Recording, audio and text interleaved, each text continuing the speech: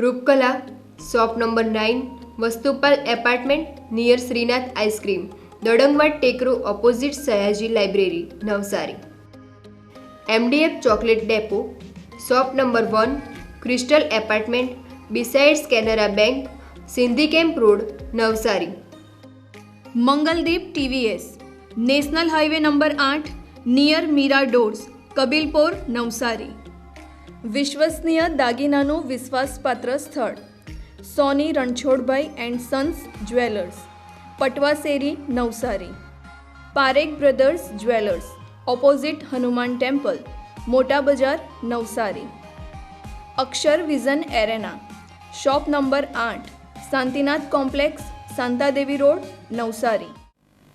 નમસ્કાર દર્શક મિત્રો, આપ નિહાળી રહ્યા છો નવસારીથી પ્રસિદ્ધ થતી ન્યૂઝ ચેનલ N7 સમાચારોમાં હું નેન્સી મોદી આપનું સ્વાગત કરું છું। સમાચારોની શરૂઆત કરતા પહેલા એક નજર આજના મુખ્ય સમાચારો પર।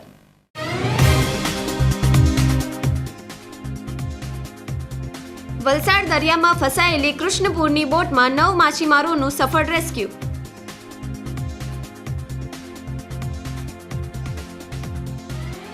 ગણદેવીના ખેતીવાડી વિસ્તારમાં દીપડો દેખાતા ખેડૂતોમાં ફફડાટ।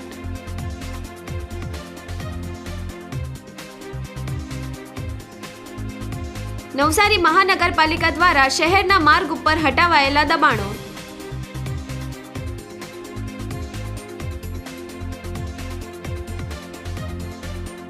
નવસારીમાં કોંગ્રેસની નીકળેલી મૌન રેલી।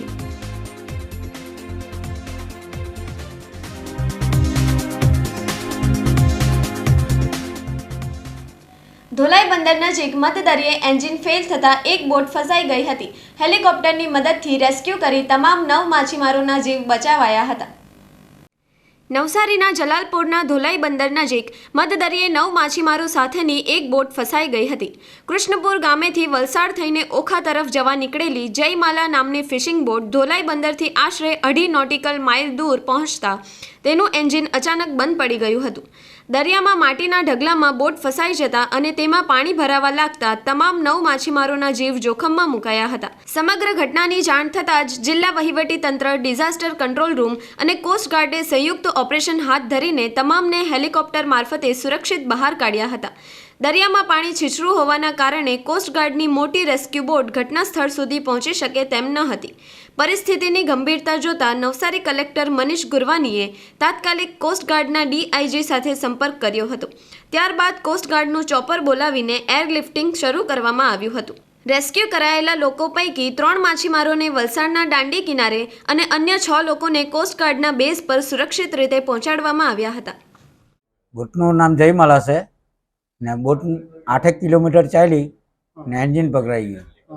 એન્જિન પકડાઈ ગયું એના એટલે અમારે પાણી કાઢ્યા કાઢતા હતા, ડબ્બા બેલીને આમ બધું કાઢતા હતા। ટાઈમ ઘણો ગયો, 1.5-2 કલાક થઈ ગયા, પણ પાણી વધી ગયું એના લીધે અમે પછી આપણે 1554 કોસ્ટગાર્ડ ભાઈઓને કોન્ટેક્ટ કર્યો તો કોસ્ટગાર્ડ ભાઈઓ આવ્યા, એકવાર આવી ગયા, પછી પાછા ગયા, પછી પાછા આવ્યા, પછી પાછા આવીને અમને લીધા।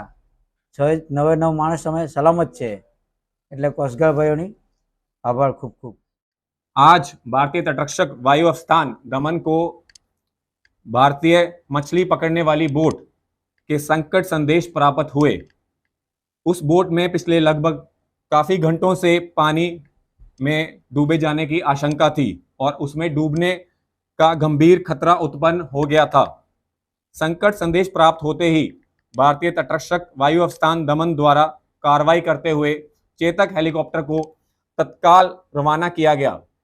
हेलीकॉप्टर संकटग्रस्त नौका के निर्धारित स्थान पर पहुंचा और प्रभावी बचाई कार्रवाई के माध्यम से सभी 9 मछुआरों को सुरक्षित बचा लिया गया।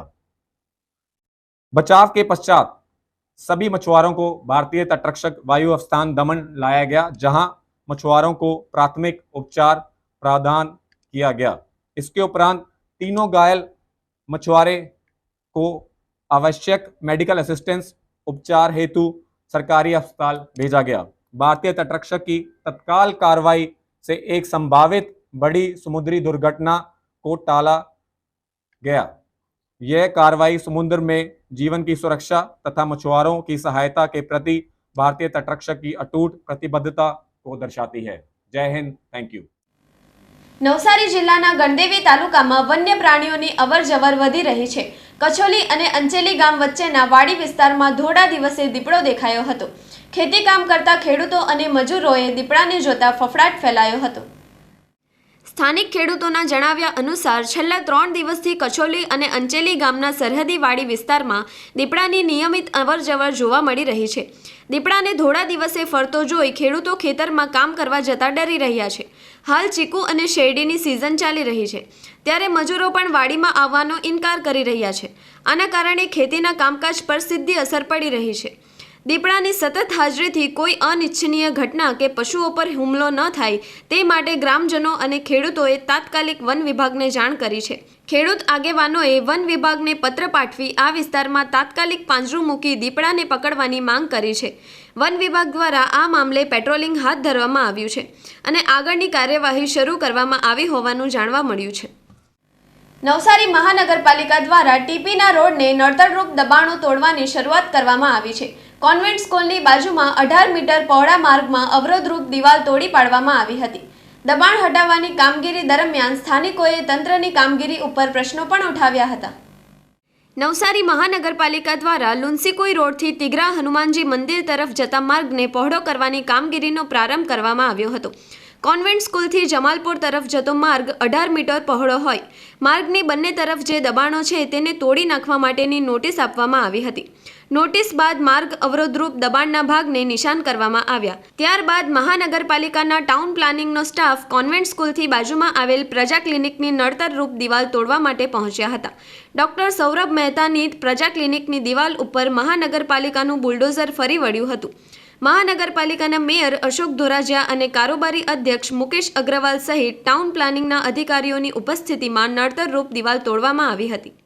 નવસારી શહેરમાં આ જે ગણદેવી તરફ જતો રોડ છે, આ 18 મીટરનો રોડની પહોળાઈ છે, પણ કેટલીક દબાણો હતી, દુકાનો અને જે ક્લિનિકની દબાણો હતી, આ દિવાલ તોડવામાં આવી રહી છે. અહીં નગરપાલિકાનો દબાણ ખાતાનો દબાણ વિભાગનો જે સ્ટાફ છે એ અહીં આવી પહોંચ્યો અને પ્રજા clinic doctor Saurabh Mehta convent school છે, એ સ્કૂલની બાજુમાં જે પ્રજા ક્લિનિક છે એની જે દિવાલ છે એ દિવાલને ડિમોલિશ કરવાનું કામ અહીં શરૂ કરવામાં આવ્યું છે.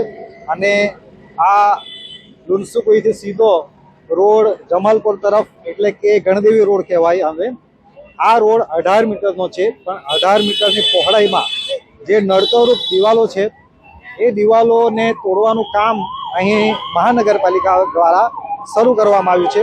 અને અહીં જે મહાનગરપાલિકાના કમિશનર છે, જે આપણે મેયર છે, મેયર પણ અહીં ઉપસ્થિત છે અને મેયર સહિતના જે કારોબારી અધ્યક્ષ પણ છે એ પણ ઉપસ્થિત છે. તેમને પણ નવસારીના હાલમાં જ આપણે વરસાદની સ્થિતિને લીધે ડિમોલેશન અટકી ગયું હતું. 1 મહિનામાં 3 વાર વરસાદ આવવાને લીધે અમે શરૂ કર્યું હતું, પરંતુ આ સ્થિતિને લીધે અમે બંધ કર્યું હતું.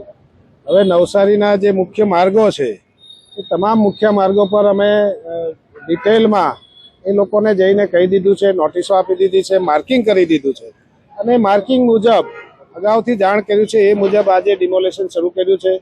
રસ્તાઓ પહોળા કરવાના છે. કોઈ સરકારી વરસાદી પાણી જતી હોય, નાળ હશે, ખાડી હશે, એના પરના દબાણો પણ દૂર કરવાના છે.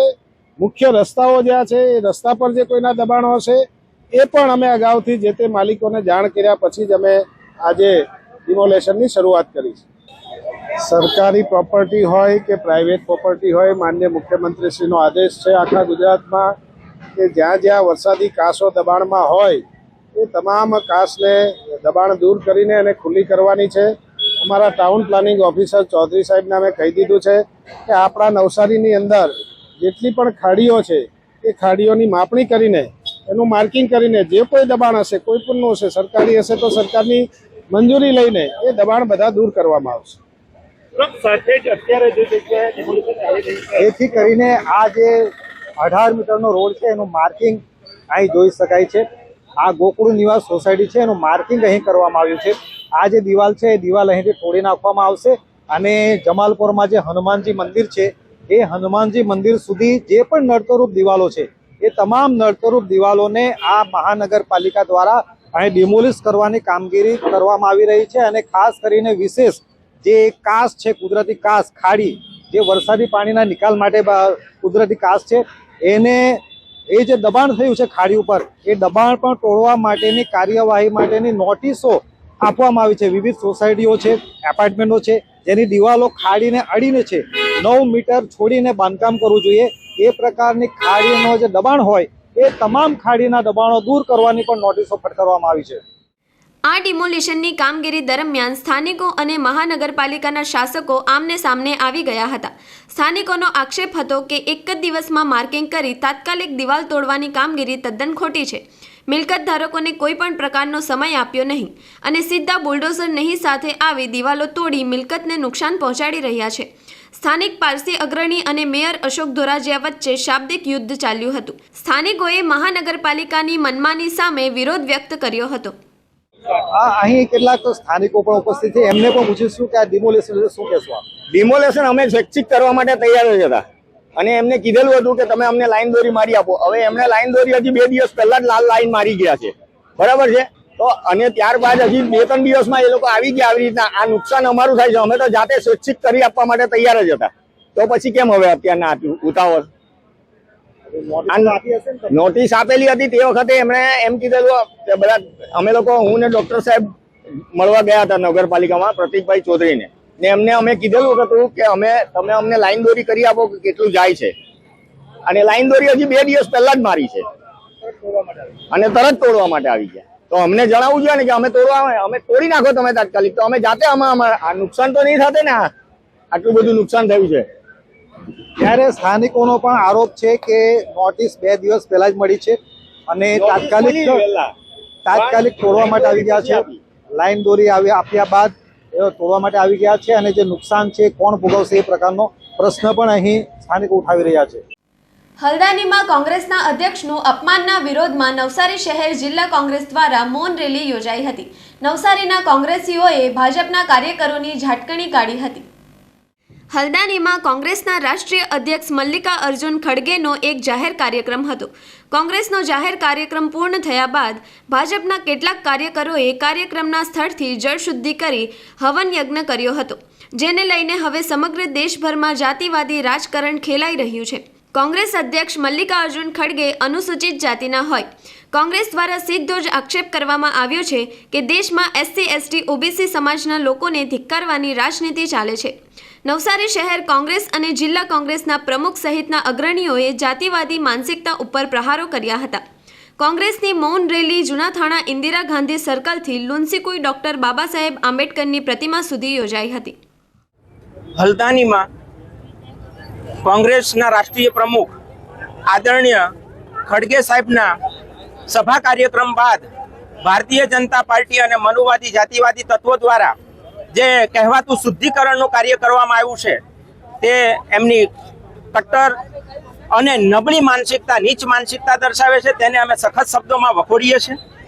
આવનારા સમયની અંદર જો ભારતીય જનતા પાર્ટી જાહેર મંચ ઉપર આવીને માફી નહીં માંગે તો એટ્રોસિટી એક્ટ અન્વયે કાર્યવાહી કરવા જરૂરી પગલાં ભરાશે અને જરૂરી આંદોલનો પણ SC, ST, OBC અને કોંગ્રેસના માધ્યમથી કરાશે. હલ્દવાની ખાતે એક અધિવેશનમાં અમારા રાષ્ટ્રીય અધ્યક્ષ શ્રી ખડગે સાહેબ હાજરી આપવા માટે ગયા હતા અને ભારતીય જનતા પાર્ટીના કેટલાક કાર્યકરોએ ત્યાં શુદ્ધિકરણ માટેનો પૂજા અર્ચનાનો કાર્યક્રમ રાખીને એમની જે વિકૃત માનસિકતા છે, દલિત સમાજ વિરોધી કે SC, ST, OBC વિરોધીની જે માનસિકતા છે એને છટી કરી છે. અત્યારે જે પાર્ટી રામના નામે વોટ માંગવા નીકળી છે અને હિન્દુત્વનો ઝંડો લહેરાવે છે, ત્યારે અયોધ્યામાં 200 કરોડથી પણ વધુની ઓન પેપર ચંદાચોરી પકડાઈ છે.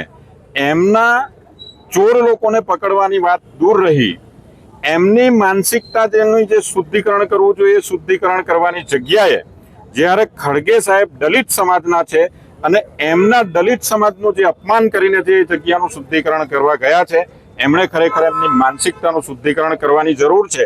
અને આવનારા સમયમાં આ દેશના લોકો જે બંધારણનું જેવી રીતે અપમાન કરી રહ્યા છે કદી ચલાવી લેવાના નથી અને ભારતીય જનતા પાર્ટીને આનો જડબાતોડ જવાબ આપશે અને આના માટે જ અમે એમની સામે કોઈ જવાબ આપવા માંગતા નથી, પરંતુ અમે મૌન રેલી કરીને એમની જે માનસિકતા છે, જે હિન્દુ ધર્મ વિરોધી છે, રામ મંદિરના નામે ઉગાડી લૂંટ કરી રહ્યા છે, એમના શુદ્ધિકરણની જરૂર છે, ત્યારે એમના વિરોધમાં આ મૌન રેલીનું આયોજન અમે કર્યું છે. કોંગ્રેસના રાષ્ટ્રીય અધ્યક્ષ મલ્લિકાર્જુન ખડગે હલ્દ્વાનીમાં એક શિબિરનું આયોજન હતું, ત્યાં એમણે ભાષણ કર્યું, ત્યાં રેલીને સંબોધન કર્યું. એ જગ્યાને ભારતીય જનતા પાર્ટીના કાર્યકરો અને આગેવાનોએ દલિત હોવાને કારણે એ જગ્યા અશુદ્ધ થઈ છે એમ કરીને પૂજા અર્ચના કરી અને ગંગાજળથી અને ગૌમૂત્રથી ધોઈ અને એ જગ્યાને શુદ્ધિકરણનો એ લોકોએ કાર્યક્રમ આપ્યો. આ સમગ્ર દેશને શરમાવે તેવી વાત છે. આ ભારતીય જનતા પાર્ટીના કાર્યકરો, એના આગેવાનો અને એના આકાઓના ઇશારે ચાલતા હોય છે, ત્યારે આ દેશ ચલાવનાર જે મેઇન લોકો છે તેની જો આ માનસિકતા હોય તો આ દેશમાં દલિત લોકો, આદિવાસી લોકો, મુસ્લિમ લોકો, આ બધા ઓબીસી લોકો, આ બધાનો જો આ પાર્ટી આ રીતે વિરોધ કરવાની હોય અને એના જ મત લઈને જો સરકાર બનાવવાની હોય તો આવી સરકારોને ચલાવી લેવી જોઈએ નહીં. કોંગ્રેસ આનો સખત વિરોધ કરે છે. બીજી વસ્તુ કે એક જૂનો દાખલો એ લોકોને એ બી છે કે એમના બાંગારુ લક્ષ્મણ કરીને એક દલિત એ લોકોએ પ્રેસિડેન્ટ બનાવેલા, રાષ્ટ્રીય અધ્યક્ષ. અત્યારની જે સરકાર છે એમાં રેપ વિથ મર્ડર અને લૂંટ અને ખૂનના ગુનાના આરોપીઓને આ લોકો કંઈ કરતા નથી. એ લોકોને વારે ઘડીએ ટિકિટ આપીને જીતવા માટે મોકો આપે છે, મંત્રી બનાવે છે. ત્યારે બાંગારુ લક્ષ્મણ ખાલી 1 લાખની લાંચમાં પકડાયા. આજ સુધી એ દલિત આગેવાનનો પત્તો નથી. ત્યારે આ રીતની દલિત વિરોધી માનસિકતા ધરાવતી આ પાર્ટીને ઓળખી લેવાની જરૂર છે અને દલિત સમાજ, ઓબીસી સમાજ અને અન્ય સમાજો સાથે આવીને સરકારને 2029 અને ગુજરાતમાંથી 2027માંથી ઉથલાવીને ફેંકી દેવાની જરૂર છે. સમાચારો સમાપ્ત કરતા પહેલા એક નજર આજના મુખ્ય સમાચારો પર.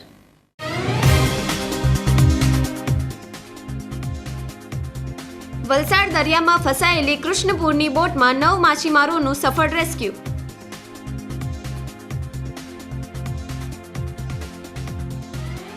ગણદેવીના ખેતીવાડી વિસ્તારમાં દીપડો દેખાતા ખેડૂતોમાં ફફડાટ.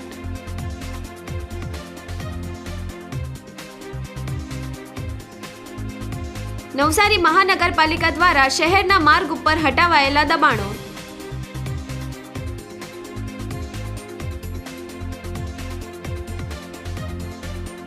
નવસારીમાં કોંગ્રેસની નીકળેલી મૌન રેલી.